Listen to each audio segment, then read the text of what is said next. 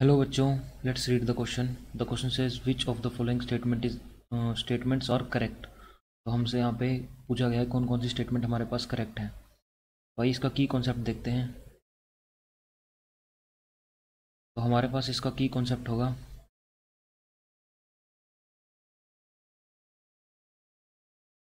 Different forms of carbon. और carbon की हमारे पास जनरली 3 एलोट्रोपिक फॉर्म हैं, that is graphite, diamond and fullerenes. Diamond and fullerenes. Fullerene को हम C60 भी बोल देते हैं, क्योंकि इसमें हमारे पास जो कार्बन है वो 5 मेंबर्ड रिंग और 6 मेंबर्ड रिंग बनाते हैं, और उनका जो स्ट्रक्चर है वो काफ़ी किसी बॉल की तरह दिखता है, सोसर बॉल की तरह। तो इनको हम बकी बॉल्स भी बोल देते हैं, फुल रिंग्स को।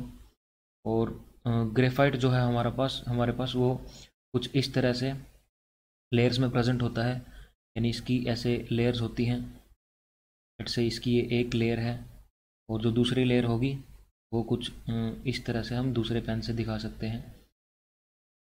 तो ये हमारे पास ग्रेफाइट की एक लेयर हो गई। उसके बाद इसी तरह से इसके नीचे बिल्कुल एग्जैक्ट एक लेयर और होगी, और लेट से ये हमारे पास इसके नीचे वाला एटम है, ये इसके नीचे वाला, ये इसके नीचे वाला, ये इसके नीचे वाला, ये इसके नीचे वाला।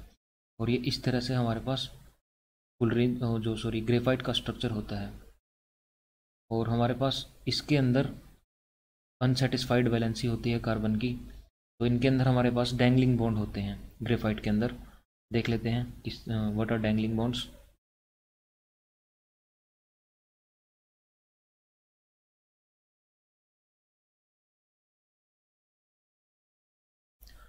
सो it is an unsatisfied valency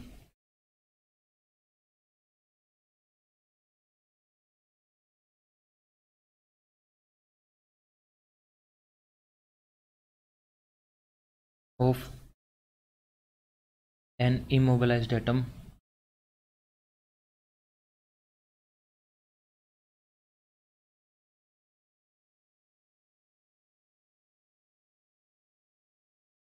atoms which possess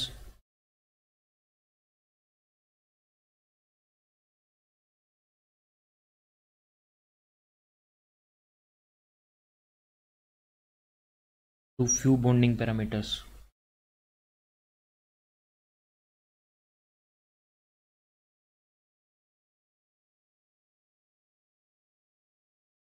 तो इस तरह से हमारे पास डैंगलिंग बॉन्ड्स होते हैं। तो ये हमारे पास डायमंड और ग्रेफाइट दोनों में प्रेजेंट है, बट फुल रिंग्स में ये प्रेजेंट नहीं होते। उसके बाद इन स्टेटमेंट्स को देख लेते हैं। और फुल रिंग्स का हमारे पास केज लाइक स्ट्रक्चर्स होते हैं। इसमें हमारे पास केज लाइक स्ट्रक्चर होते हैं, केज लाइक स्ट्रक्चर। इसका स्ट्रक्चर हमारे पास काफ़ी डिफ़िकल्ट होता है बनाना। तो एक सोसर बॉल की तरह इसका स्ट्रक्चर होता है, काफ़ी बड़ा स्ट्रक्चर होता है। और इस तरह से अंदर भी इसके अंदर 5 मेंबर्ड रिंग प्रेजेंट होते हैं काफ़ी। तो आइए ऑप्शंस को देख लेते हैं। Full rings have dangling bonds. Full rings के अंदर डैंगलिंग बॉन्ड्स नहीं होते, तो ये वाला गलत होगा। उसके बाद full rings are cage like molecules, ये करेक्ट है। Graphite is thermodynamically more stable allotropic form of carbon. तो अगर हम ग्रेफाइट